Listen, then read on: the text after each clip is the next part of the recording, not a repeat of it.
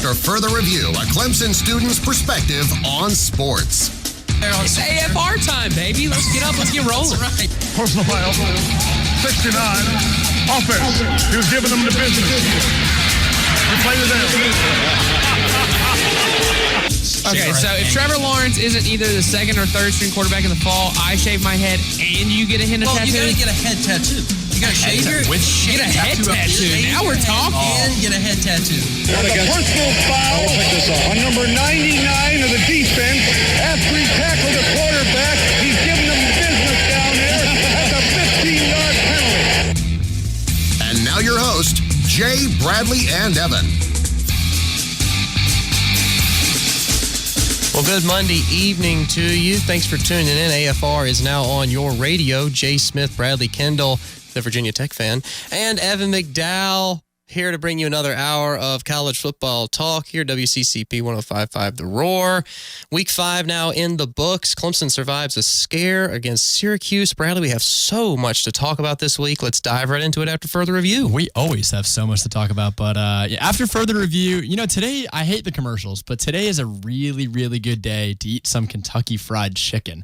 It just makes sense after the Kentucky win over South Carolina this past week. You told me how good your line was, and that's what we go Oh, with. come on. I like it. Tell me you appreciate I like that. the concept. I like it was the delivery and the wording that I think we could tweak. Always have a Now, problem to be with my fair, delivery. You're right, I do. To be fair, these are usually off the cuff and they're in the moment because I've leaned over to Bradley seconds before we've gone live before and been like, okay, do you know what your line is? And he's like, yeah. And so he just goes all right. with it. If you don't think mine was good, how would you replace it? How would you have improved it? Well, see, I would have thought about it for longer. So get back to me at the beginning of the second segment. I might we'll put work pressure on it. you next show. Yeah. All right. Well, hey, I guess it's the first game that we're going to talk about. No, we would be there's not much to talk We about would there, be to be remiss honest. if we did not start off with the whole week-long sitcom that was Clemson football that we haven't had a chance to talk about because everything unfolded after we went off the air Monday night. And I think Kelly had a point. We need a 30 for 30 on this Clemson football team after this week. I mean, you could make a 3-hour-long documentary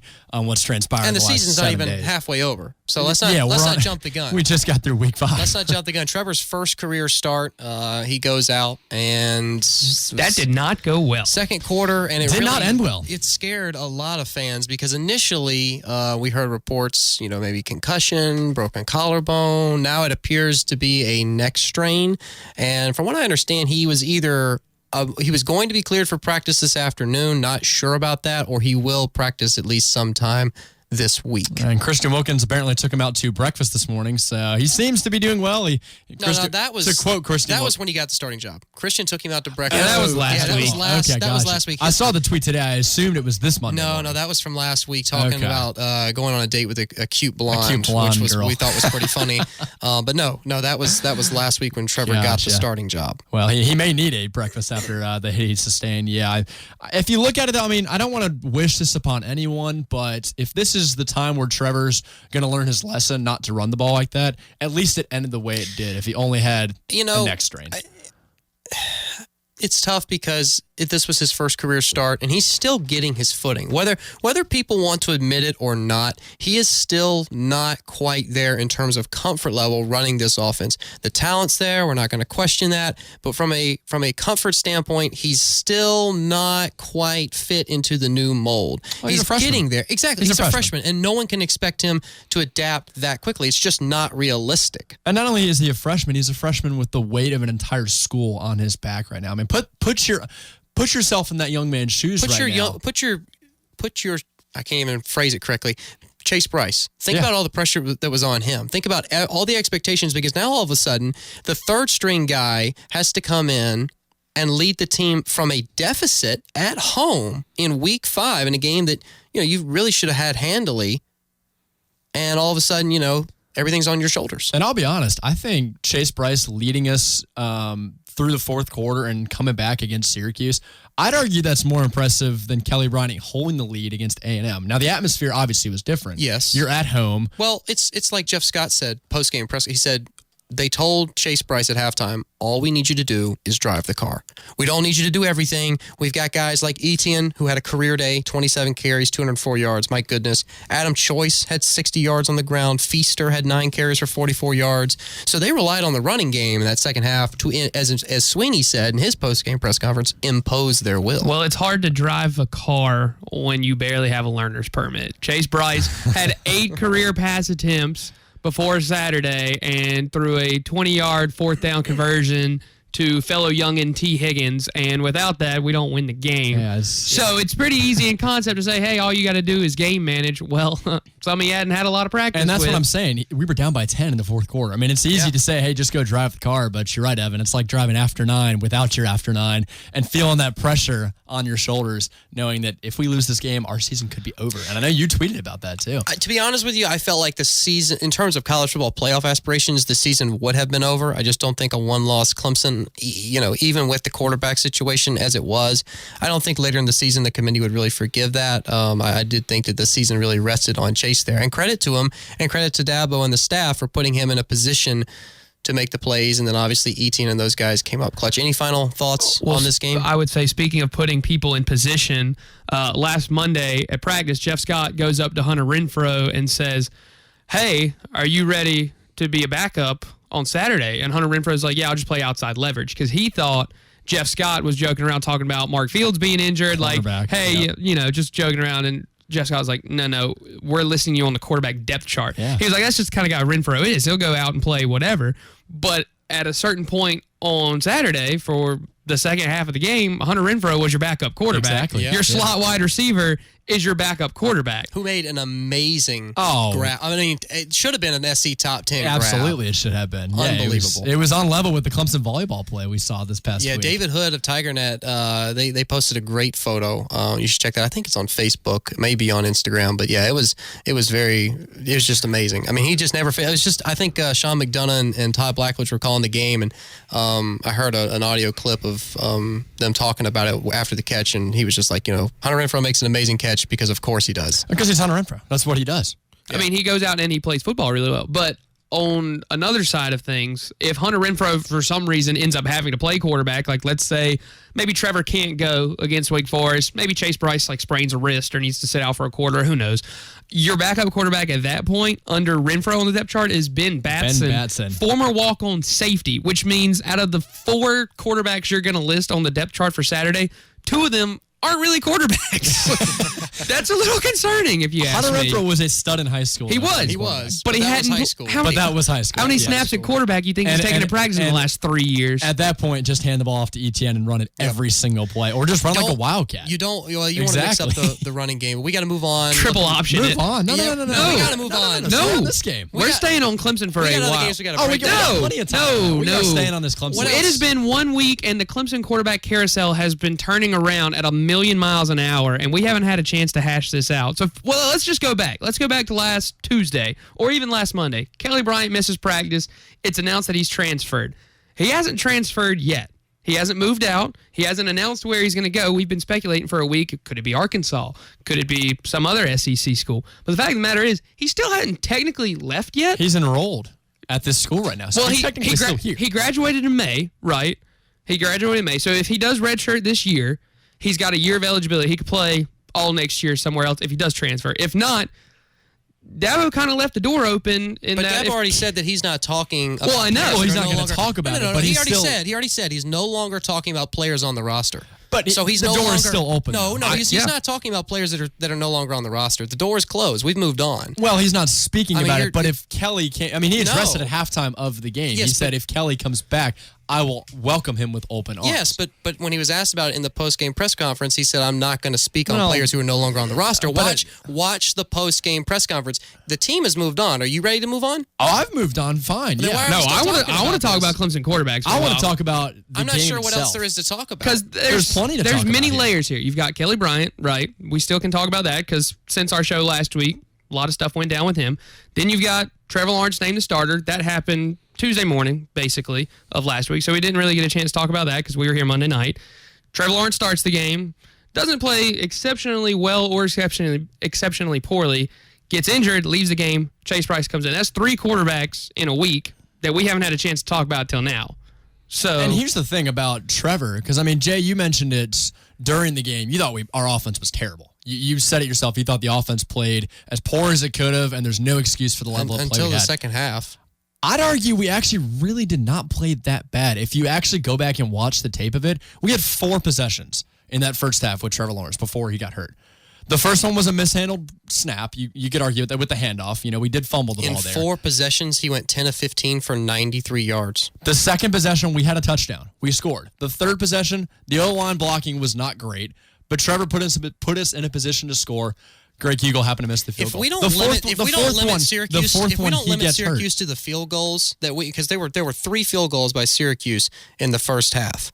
3. If those are touchdowns, the game is well but what else, out of reach. What else do you want Trevor to do? Half. We scored, we had a field goal, he got hurt, and he mishandled snap. There's nothing else that Trevor can really do. Then why do you say it's such a bad offensive performance then?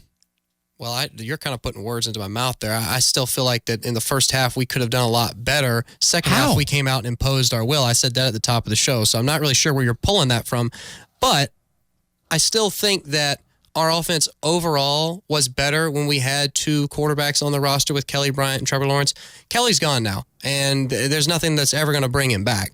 But that's not necessarily true, because what Bradley and I are alluding to is that at a halftime interview with Holly Rowe on Saturday, after Trevor's injury, Dabo said, "Heck yeah, I love that kid." Exactly. In reference to... That doesn't mean that he's coming. And again, I don't understand how you can't wrap your mind around the concept that Dabo already addressed this and already said, I'm no longer discussing players on the roster. He already answered the question, and when someone else asked about it, there was no reason to say anything else because he already answered the question. I'm sure if Kelly Bryant told Dabo, and he's still enrolled here as far as we know, and I'm sure if he told Dabo, hey, I'd like to come back, Dabo would welcome him back. I don't think anybody... And that's what we're saying. That's what we're trying to say. The door's not slammed closed for Kelly to come back. But Dabo was asked about it after the game, and he said, listen, we're not going to talk about players that are not on the roster. There's really no point. It's a distraction to the team. So I'm not sure I understand why you continue to harp on this. But if I'm Kelly, I'm not coming back. I mean, the opportunity is still there. So what are we still talking about it for? We're just debating on, do you think there's a chance that he might come back? Because no. Dabo mentioned at halftime. He's not coming back. If he wants to come back, I'd welcome him. Do you want him to come back? I don't think he should, because Chase Brice, honestly, I think... Listen, Chase Brice performed about as well as Kelly Bryant would have given the scenario in the second half. He was great. A former 4-star recruit, played his guts out. It was a great performance for him. I don't think Kelly should come back. I think Kelly should move on and play somewhere else. But I'm just saying, there's still an opportunity for him too. Well, I want to get Tiger Trey in here on this conversation. Tiger Trey, how you doing this evening? Doing good. How are you guys doing? Doing well. What do you think about the quarterback situation? Well, real quick, Kelly Bryant's not coming back. He made his move. He wouldn't come back into the situation because the second Trevor Lawrence is healthy, and it's for sure he's healthy again, it's going to be the same situation. Kelly Bryant's not going to do that. He's made his decision about where he wants his career to go, and that's it. I think that I personally think that's my opinion about it. Trevor Lawrence, he looked rough the first half. He had a good throw downfield to start the first drive, but other than that, he looked rough. And the biggest thing for me that just screams talent, but he is a rookie quarterback, is the fact that every time he snapped the ball, he was checking one read. Yep. He was not going through progressions. It was just one read. And he was trying to force that, or he would overthrow the ball or throw it away. Because I think you bring up good points, and that makes me specifically look at not necessarily Wake Forest this weekend, but NC State a little bit later on. Ryan Finley, we've talked about a lot how he can sling the ball, and I think, again, Trevor Lawrence is talented. We all understand and accept that. It's just a matter of getting comfortable in the system. And as you pointed out, he didn't perform so well in the first half. And so that leaves, in my opinion, a lot of questions to be answered. Bradley, you got a comment? I think a lot of that was on the O-line, though. I mean, you could say Trevor was only, checking one read down the field, but a lot of that had to do with the lack of blocking we had. I mean, even in that last possession where, I talked about Trevor led us to a touchdown. The second time we come around, we get a field goal out of it. The O-line was terrible. I mean, he didn't have any time to even make multiple reads down the field. So, I mean, you could say, yes, Trevor looks a little experienced, but there was no blocking for him. I think Walt said it really good earlier today. He said there's a couple things. I mean, first off, we didn't establish the run game in the first half, and that helps take the eyes of the defense off of the quarterback, and the line has to be more prepared of, is it going to be a play action? How you have to respect that running back, maybe faking that handoff. And the second thing is you're dealing with a first half defense where they're healthy, they have energy, they're not tired, and they're going to come after you. And as a starting quarterback, you got to learn to deal with that, and that means you have to react quicker, go through your reads quicker. I would say in this game this week at Wake Forest, if Trevor Lawrence isn't able to play, I would actually like to see Hunter Renfrow get a lot of snaps, because one thing I noticed with Chase Brice in there is he did really good, but the defense did not respect him and QB spy him until and I was calling that over and over during the game. I said they just need to give him the chance to run the ball. When he finally ran it, he got 20 yards. And so if we had Hunter Renfrow in there, it would open up our run game even more, because the defense, they'd have to have a middle linebacker spy Hunter Renfrow because he can run. Yeah, I think that's a good point. We got to cut to break, so we appreciate you taking time to call in, Tiger Trey. Always good hearing from you. I appreciate it. Thank you, guys. Yeah, I don't really know. I don't think anybody knows what the status is for Trevor for this coming weekend. Obviously, we just want to get him healthy right now. Hopefully, we won't need to worry about Wake Forest as much as we had to worry about Syracuse, but I don't know. I mean, NC State, even road trip at FSU, you just never know. That's usually a tough game for Clemson. Could pose some problems later in the season. I think margin for error for Clemson is razor thin. And now, when you've seen Trevor in his first career start, I got a lot of questions. I don't, so a little bit different than me. Yeah. Well, hey, it's been a good discussion. When we come back, we will break down the top 5 games from Week 5. That's next. Stick around with us. Carolina Alliance has a team of experienced, devoted bankers to help you with any financial hurdle you come across, offering competitive low rates and personal one-on-one services for your business or personal banking needs. Here's the best part. These are people you know from the community. Stop in for a visit. David Barnett, Dustin Green, and Leslie Menace in Greenville, Jeff Turner and Adria Earwood in Easley, Jack Bice, Robert Halfacre, and Lois Filial in Anderson. Visit them online at CarolinaAllianceBank.com. Member FDIC and equal housing lender.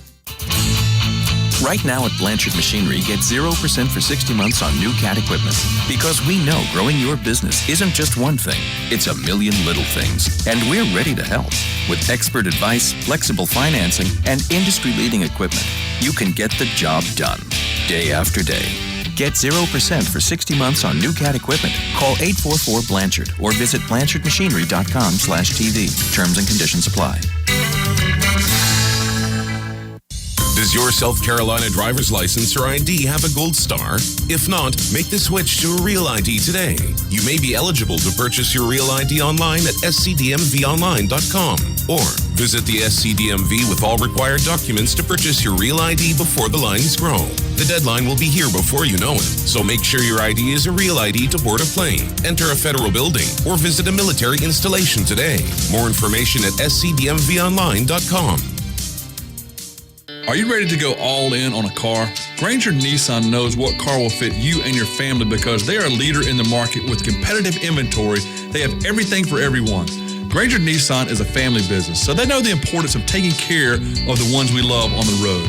You can drive with confidence and ease because Granger Nissan has all new vehicles with a lifetime powertrain warranty.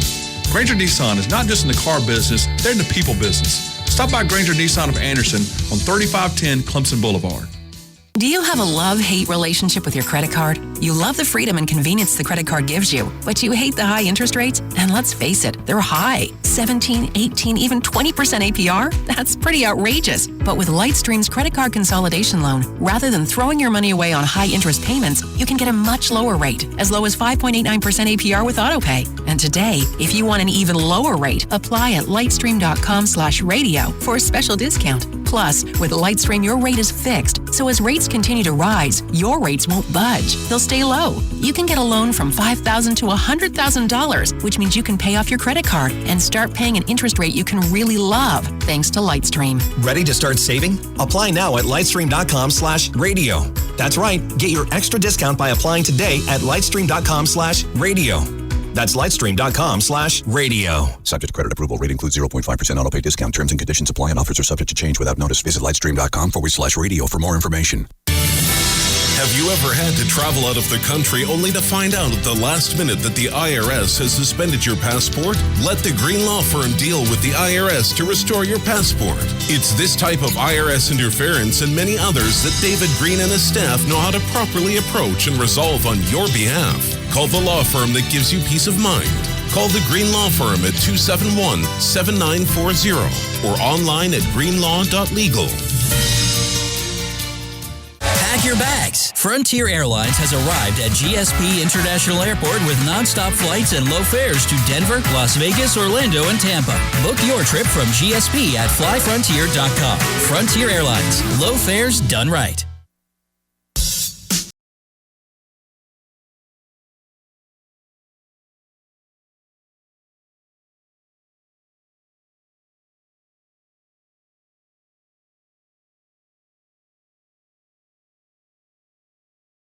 Right as we cut to break, we had another fella call in. We got Roger from Taylor's. He's on hold with us. How you doing this evening, Roger?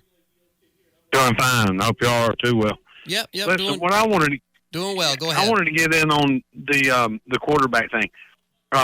Dabo is loyal to his players, and when he offers a kid out of high school a scholarship, and that kid gets hurt, Dabo is. Instead of pulling it, he obligates that scholarship. Once you're in, you're in. In this situation, Kelly is a young guy. He probably should have waited a few days to think about what he was doing. And if Kelly wanted to come back, Dabo would let him, but it wouldn't be Dabo's decision. I believe he would make him go to the team and ask them, and it would be up to the team.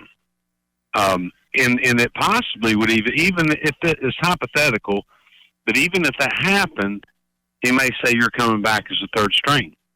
Yeah. And in the case of last weekend, Chase Brice may come in for one series, being the second team guy, and Kelly comes in, takes over thereafter, unless Chase Brice goes to the coaches and say, look, I know he's better than me,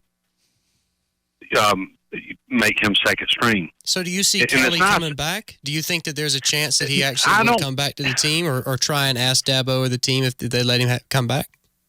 No, I'm just saying if he has a change of heart, I think Dabo would take him, but it wouldn't be up to Dabo. I think Dabo would make him and not humiliate him, but bring him down a step. You go and you ask your team. Yeah, he's been there 4 years. And if they want you, because Dabo preaches a family, and I think they would take him back. I understand that he has bigger aspirations. I just hate to see him.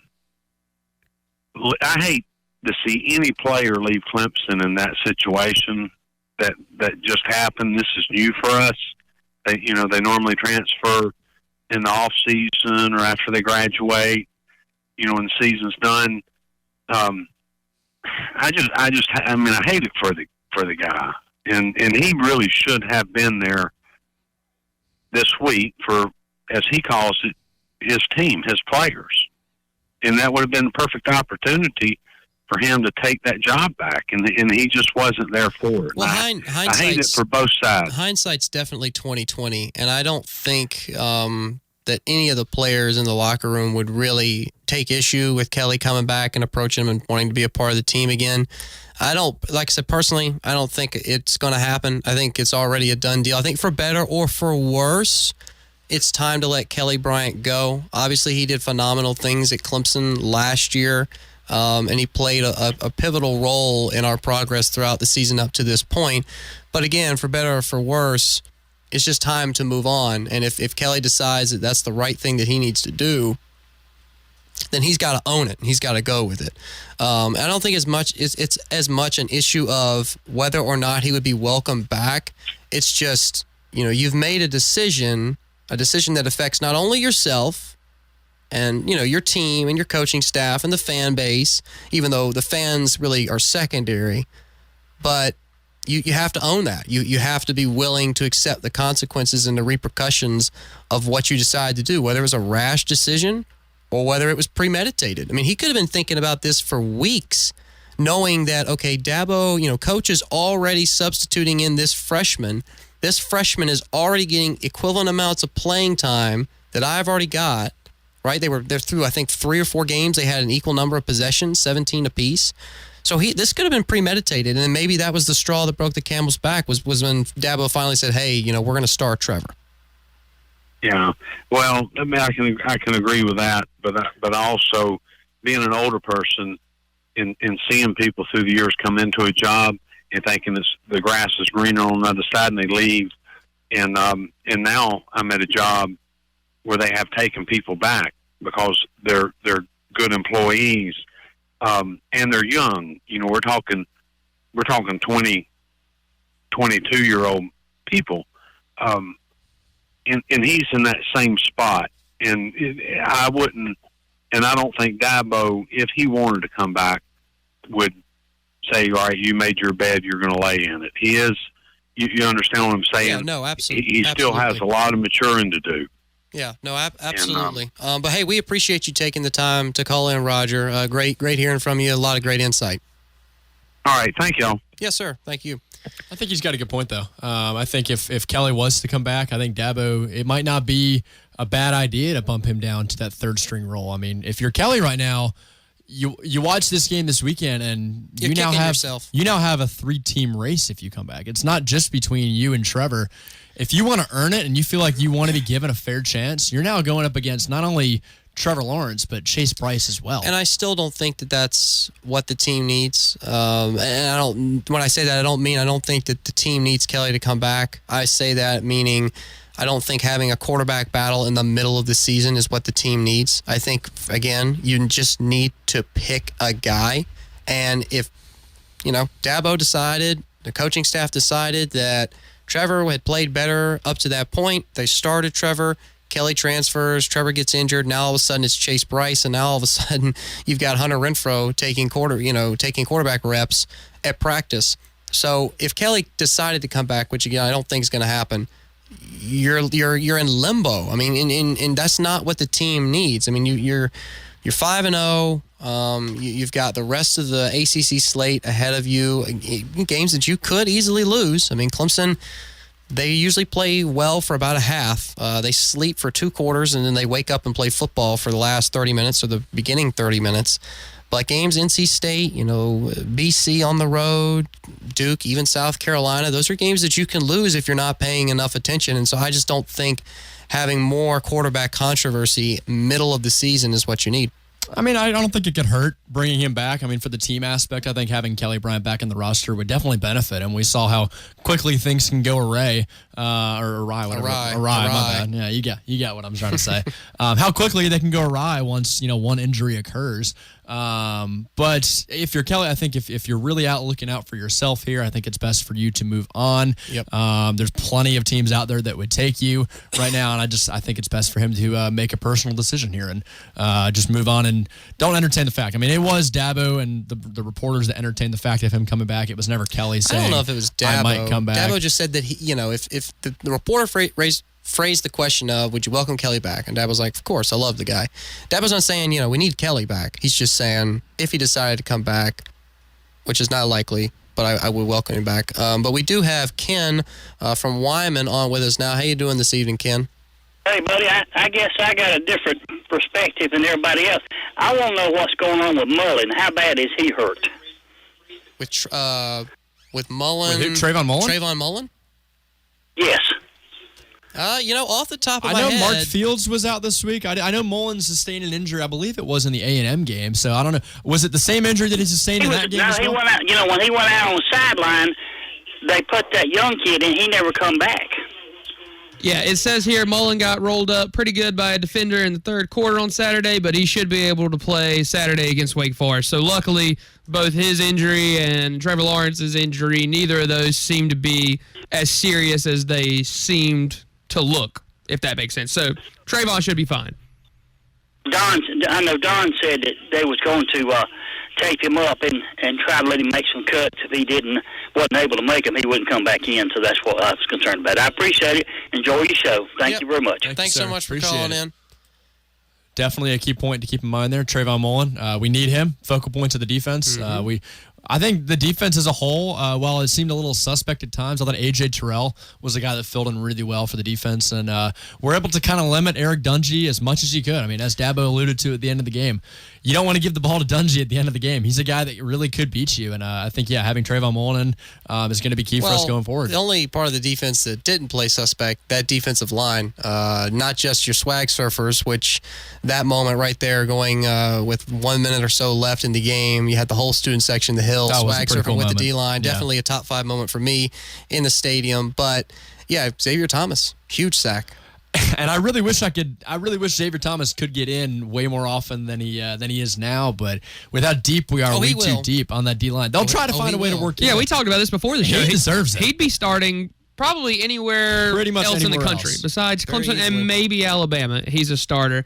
But I agree with you that the defense did play well. We've been focusing on the quarterbacks, and I think we should definitely continue that because it's definitely a good point of conversation. But when your defense only gives up 61 rushing yards and forces 6.1 yards per completion, you're not doing too shabby. So I think we give Chase Brice a good amount of credit for a comeback win, and deservedly so. And Travis Etienne literally carrying the team on his back. But you got to credit that defense, too, for making the offensive comeback possible. And making the stop at the end once the offense made that comeback. I mean, Eric Dungey had the ball with about a minute to go. With the chance to drive down the field and defense either tie it up or win it. Holding Syracuse to field goals throughout the game. And I think a lot of that is impressive that we could give that credit to Brent Venables, because we saw last year against basically the same Syracuse team, Eric Dungey carved our defense up. And it was essentially the same defense except for maybe 2 key pieces here and there. So the fact that Venables can game plan and execute that game plan as well as he did against a well-coached Syracuse team and a Syracuse offense, I think that's pretty commendable as well. So that is all due to a large amount of prep throughout the week and not getting distracted by the quarterbacks and that scenario, how all that was playing out off the field. The fact that Brent Venables could keep his defense focused and centered and say, hey, look, this team made us look silly last year. Let's not let that happen again, I think is pretty impressive. And even more impressive for all of our defensive guys who are able to stay focused amidst all the news of transferring and starting and whatnot. No doubt about it. That's been huge. You have not seen a team back-to-back years really been able to move the ball well against Clemson. Venables always has a great approach and a great game plan ready to go up against that. And I think that's huge going forward with teams like Wake Forest and NC State and Boston College. Well, there's a reason who all have formidable quarterbacks. Got a multi-million-dollar contract and is one of the highest-paid coordinators. And it helps when you have talent. Right. But that was a conversation that got lost in the shuffle last week because we didn't talk last week about Dino Babers' game plan against Brent Venables' game plan because we were too busy talking about Kelly and Trevor and Chase. And, by the way, Renfro is going to be on the quarterback depth chart on Saturday. So we were so caught up in all of that last week that we kind of didn't think as much about the fact that this team could very easily beat us at full health with our best players on the field because that's what they did last year. Back-to-back wins against Clemson. Syracuse made it. They got really, really, really close. And what about special teams? Now, what do we do going forward? I mean, Hunter Renfro came in at the very end. You saw Amari Rogers struggled. He looked a lot like Ray McLeod did. 2 punts. And that one at the end of the third quarter really took the wind out of the sails for Clemson. And he'd been great the whole year. I mean, the first 4 weeks I don't understand why so. you don't have Hunter Renfro in there every time. I really don't. Because it's a more dynamic option to put Amari Rogers back there. And in a game that could very easily be decided by special teams. If you can't field but he has been fielding the punt punt is the thing. It's not like in the first 4 games he was muffing every other punt. No, he's been playing well and deserves to be put back there. And you got a heck of a lot better chance of having an explosive punt return, changing the game, changing the dynamic with Amari Rogers than you do with Hunter Renfro, who's basically going to fair catch it or fall forward for 3 yards. Like that's just what Renfro does. He's solid. He's not going to drop the ball, but you're also that explosive play factor not going to be there. So it's almost the same comparison as Kelly and Trevor in that Amari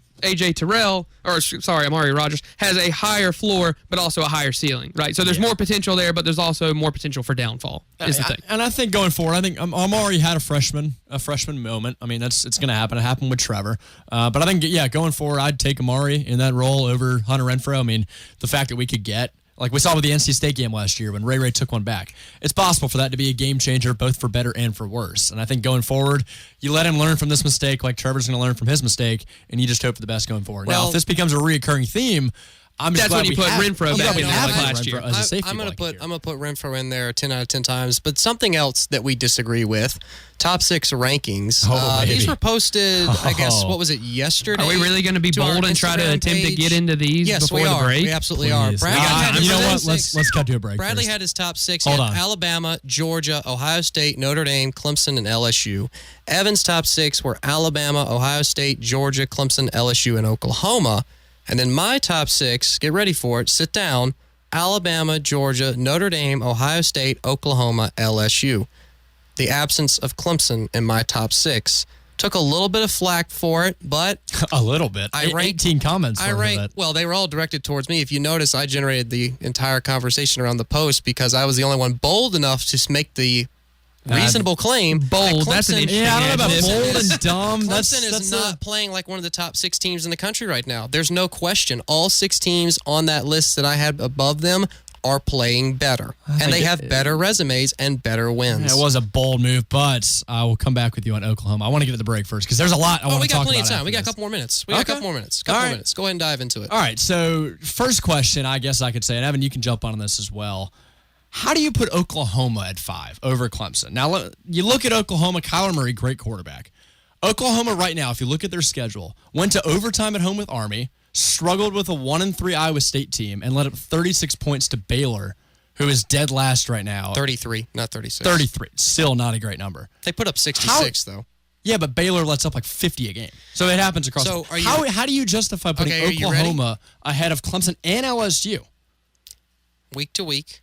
Is how I like to rank teams. Now, let's all take this into consideration. These rankings that we came out with are meaningless. The AP poll is meaningless. I watched a Fox Sports segment today about how they should just abolish the AP poll because it's the most stupid thing that still exists. It means nothing until you get to the postseason, and nobody really should be paying attention to the AP poll. Honestly, the coaches poll should be more important. All of them should be abolished. They're just dumb.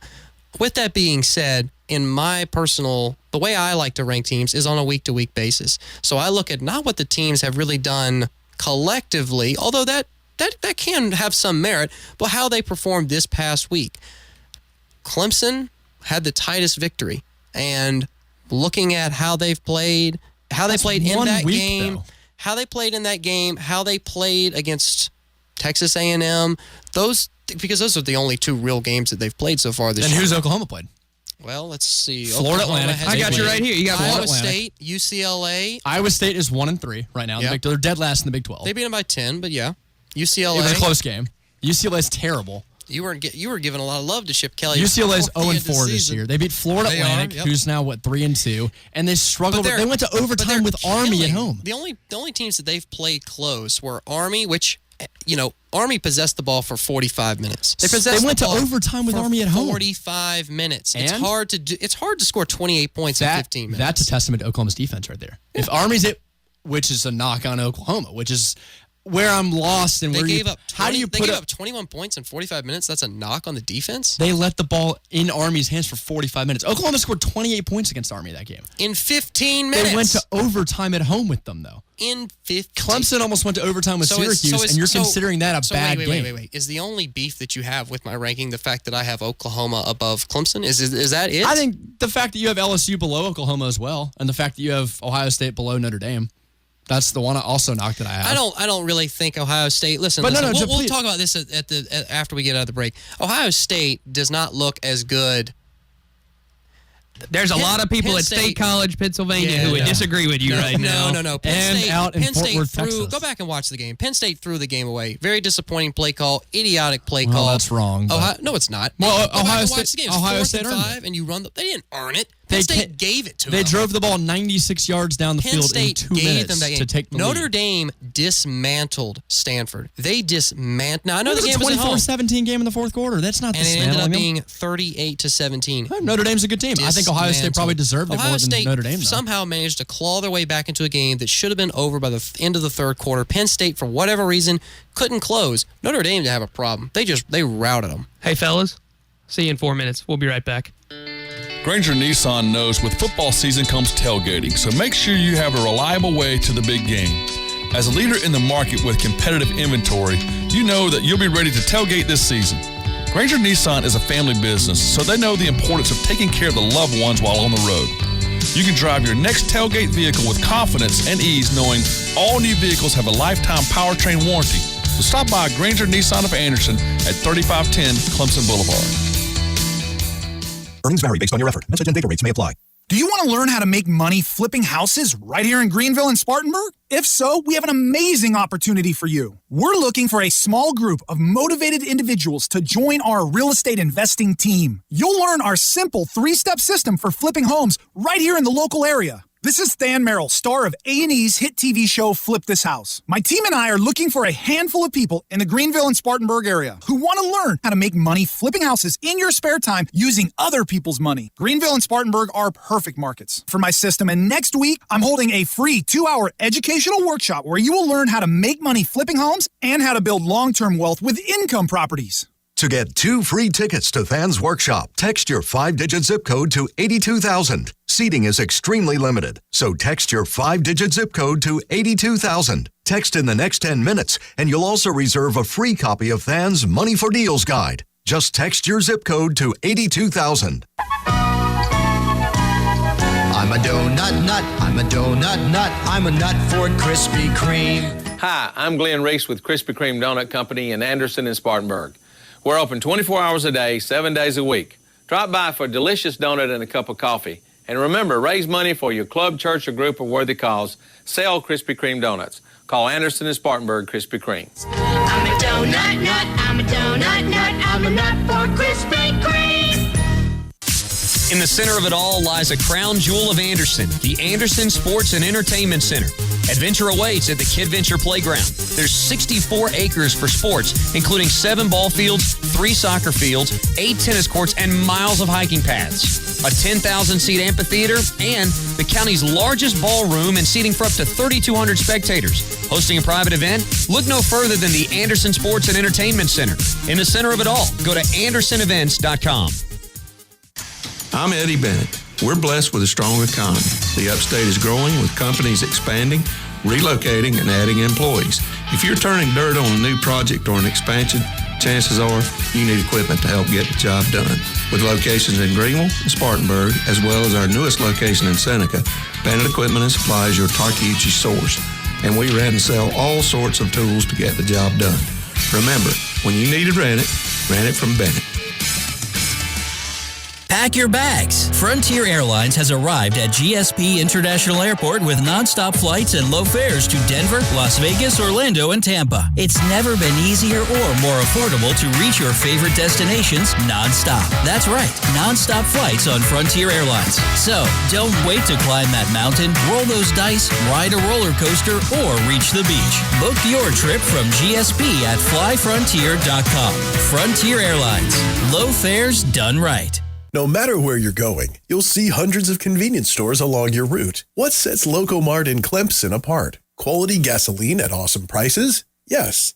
Rewards to help you save even more money? Yes.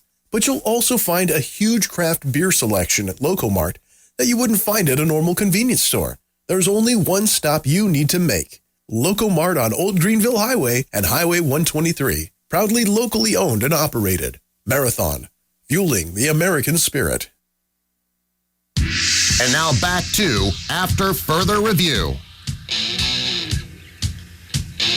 Oh my! Things are getting heated here in the Priority One studios. It's Monday. We're trying to get through the week, and we can't even get through a talk about the top 6 programs. You should have heard it during the break. We got 13 minutes to let them hear. We have so much other stuff we got to talk about, but unfortunately, we're still stuck on this. I think this is fortunate. This is great. So I still have not let me heard. understand why you put Clemson in the top 5. Let's hear your side since you've already heard mine. All right, so you've ranked Alabama number 1, Georgia number 2, Notre Dame 3, Ohio State 4, Oklahoma 5, LSU 6.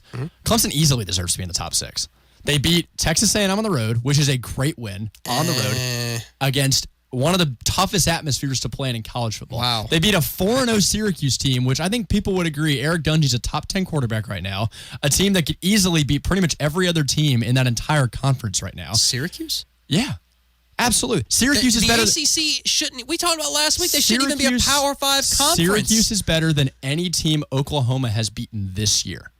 And you have Oklahoma 5th ahead of Clemson right now. So Oklahoma's best win, so they've played Florida Atlantic, UCLA, Iowa State, Army, and Baylor. Their best win is UCLA? Iowa State. So if I switch Clemson with Oklahoma, will you just shut up about it? But is that really what it is? But you haven't given me an argument why Oklahoma's the 5th best team in the country. Because I think they've looked better. Kyler Murray. Against who? Against the teams that they've... Listen, okay, and you said this, I believe you said this in break, and I almost laughed out loud. In fact, I did laugh out loud. You said that Clemson deserved to be a top 5 team because they've beaten A&M and Syracuse. Yes. That is insane. Who's Alabama played? Who's Alabama played? Does it matter? They've Funny you should ask. Everyone that they've played. Alabama has played. Nobody's talked about Alabama. Why are we Louisville, talking about Alabama? Arkansas State, Ole Miss, A&M, the Louisiana Raging Cajuns. Where's the combined margin of victory in those games? It's not always about who you play. It's about who you actually believe is a top 5 team. How well you play. Well, yes, but you got to look back a couple years ago. Clemson struggled. What does this have to do with a couple of years Clemson ago? struggled with Troy. They struggled with Auburn. They struggled with NC State, and we won the national championship that year. Just because a team doesn't look great in the first 4 weeks doesn't mean they're not a top 5 team in the country. Who has Syracuse beat? I got a text from the 864. Who has Syracuse beat? Rattle them off. Florida State. Okay. Wagner. That's a terrible Western win. Michigan. They have not beaten some great teams. I'd rather I beat will say. Wagner than I still Florida think State. if you take Syracuse and match them up with pretty much every other team, probably between the top 25, maybe the top 50, they're going to beat most of those teams. No way. Eric Dungey is a fantastic quarterback. No. It's not even arguable. If a team shows up and actually plays 60 minutes instead of Clemson playing 30, it's over. You don't think it's arguable that although Clemson might have played bad, you don't think it's arguable maybe Syracuse is just a good team? It's a but very Clemson's better. arguable thing. Clemson is better. Talent, it's no question. Of course they're better. That's and not it was a debate. Still a fourth quarter comeback. Oklahoma went to overtime with Army. Again, you've moved away from the original point. I'm just saying, I rank if you're teams gonna week to week. I rank teams week to week. Oklahoma throttling Baylor was more impressive this week than Clemson needing a fourth quarter comeback to beat Syracuse. Now, if you want to argue about the entire schedule, that's not how I really rank teams. So I'm not really going to pay much attention to you when you talk about that. So I rank teams week to week. All right, so do you have Old Dominion in your top 25 last week? No. They beat Virginia Tech. Virginia Tech's not that good of a football team. I know you're a big Virginia Tech fan, as Walt has pointed out repeatedly, but Virginia Tech's not that good. They were not a top 15 Week team. 1, do you put Appalachian State in the top 25? They almost beat Penn State on the road? No. You can't. They almost. Hint, they didn't. If you're going to judge teams week to week, that's not fair because you have an entire schedule. Hold on. How about this? Let me try to mediate for a minute because y'all are yelling in my headphones. They're starting to hurt my ears a little bit. Let's mediate this. So let's just focus on Jay's top 3 instead of Jay's bottom 3 for now because you've hashed out Oklahoma long enough. So Alabama number 1, Georgia number 2, Notre Dame number 3. Now, correct me if I'm wrong, but I know I'm not, that this past weekend, Notre Dame had the best win of those 3 teams, right? Yeah. So why are they ranked the third best? If you're going just based, so when you say week to week, I'm imagining that you're just focusing solely on what happened on Saturday. So on Saturday, Notre Dame played and beat a good football team. Right. Georgia and Alabama played and beat football teams that were not as good as a team that Notre Dame beat. So in that microcosm of a season, in one day on Saturday, according to your theory, Jay, should Notre Dame not be number 1? And then on top of that, Ohio State should be number 2 because they had the second best win of Saturday. And that, according to your ranking process. That's not an unreasonable thing to assume.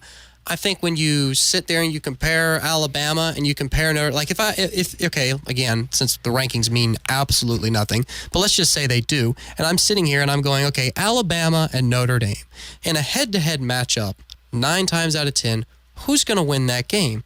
Well, Alabama. if you watch 1 week, you wouldn't say that because Georgia struggled with Tennessee for a half.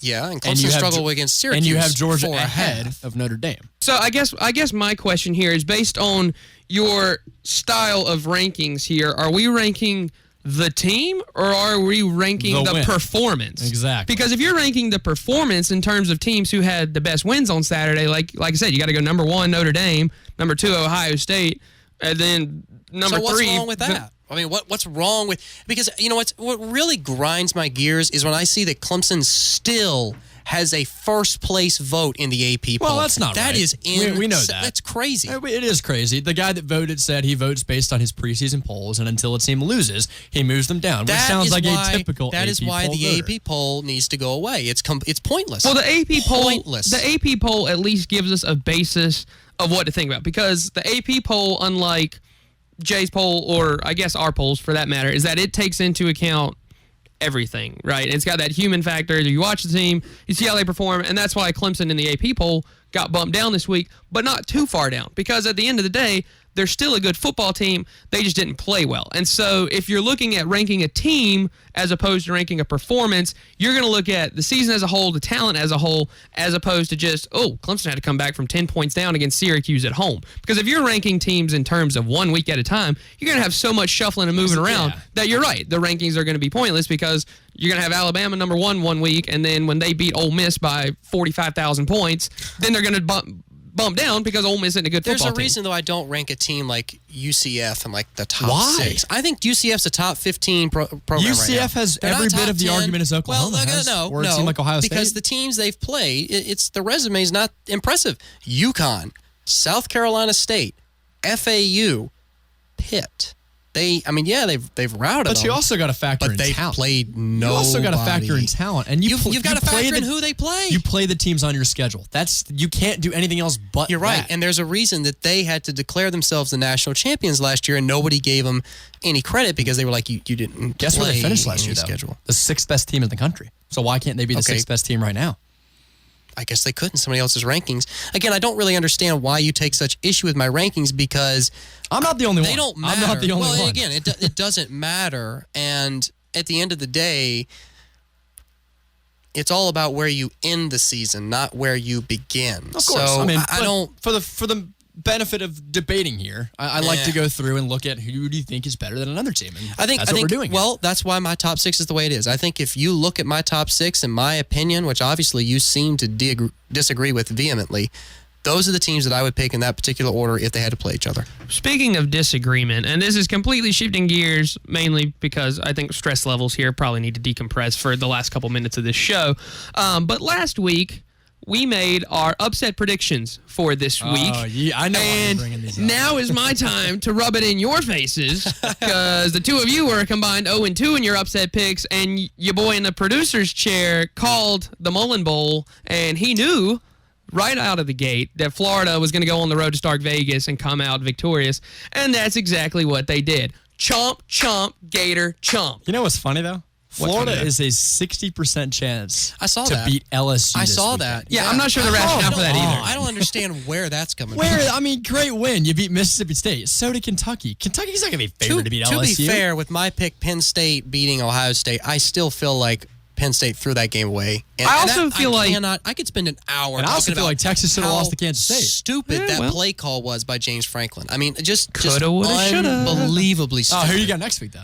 Well, let's look at next week. Let's look at next week's schedule. Who's coming up this week? I'll pull up next week's schedule as I say that if Penn State had won that game, I don't think I would have considered that an upset. Because it's a 4-point line. Yeah, I guess an it's at-home whiteout. Yeah, like you're right. I think Penn State should have won that game. Texas beating Oklahoma. Well, you got Oklahoma as the gonna go Red River rival. Yeah, I truthfully have Texas beating Oklahoma. It's a neutral location. Obviously, it's in the Cotton Bowl. But there's some really good games. You got LSU, number 5, traveling to Florida, as we just highlighted.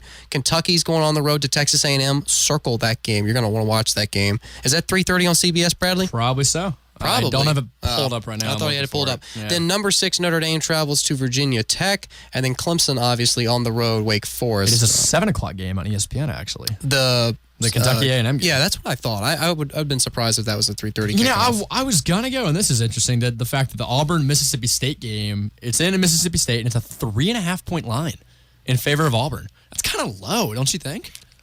Given a little bit? I don't really pay much attention to the line. Given Mississippi State's performance last week against Florida, yeah, I would say so, because Auburn's not a bad football team, and they have arguably one of the best losses in the country. I think it's low, though. 3.5 points. I think Auburn should be favored by more. That's what I'm saying. Yeah. Especially based on their performance, or Mississippi State's performance last week. I guess my upset would be, I'll go Virginia Tech over Notre Dame. That was going to be my gut reaction pick, but Walt then knows I'm a Virginia Tech fan. Yeah, you are that'd be a huge fanboy thing to Lane do. Stadium. If this was 2 or 3 years ago, that's a great pick. But this year, with as inconsistent as the Hokies have been, I didn't feel safe taking that pick. You know what? I'm going to go A&M over Kentucky. How about that? I'm going to stick with the SEC. I'm going to stick with pretty safe I feel like this is a pretty safe upset pick, right? Because Kentucky on the road, some people think they're overly ranked, being 13 this week. They're a good team. I'll tell you what, if they can survive the A&M week, I'll be honest. they're in the top 10. I'll be honest. Kentucky has a better resume than Clemson. Kentucky's wins against Mississippi State. But they're not a better team than there is Clemson, no. though. Well, they have a better resume. I didn't say they were a better team. I didn't say they were a better Resume team. isn't everything. Florida on the road beat them handily. Mississippi State, they beat them by 21. South Carolina last week, 5 years in a row, they beat the Gamecocks. They beat them 24-10. You know what? I'll take a secondary upset pick in case that one's not good enough for you. Let's stick with the SEC. And, I mean, Florida's got a 60% chance to win it. The game's in the Swamp, and they're a little bit on a roll right now. They could beat LSU. And I'll go with my secondary one to be BC over NC State. I saw that one, too. That's a good only pick. a 4-point line. I think A.J. Dillon, he comes back this week and he balls out. I think my official pick, though, for the record, write it down. Kentucky's losing. VT, baby. in College Coming on Walt's Station. show after they win, and I'm bragging about it. Yeah, if Virginia Tech beats Notre Dame, I'll secede that to you. I don't know. We're probably going to have to do some breathing exercises before we come in next week. Make sure everybody calms down. Some trust exercises, too. Yeah, definitely. But hey, it's always fun bringing you an edition of After Further Review. Don't forget Tiger Calls with Don Munson, Debo Sweeney coming up here in just a couple of seconds. So for Evan, Bradley, and myself, we will see you next time.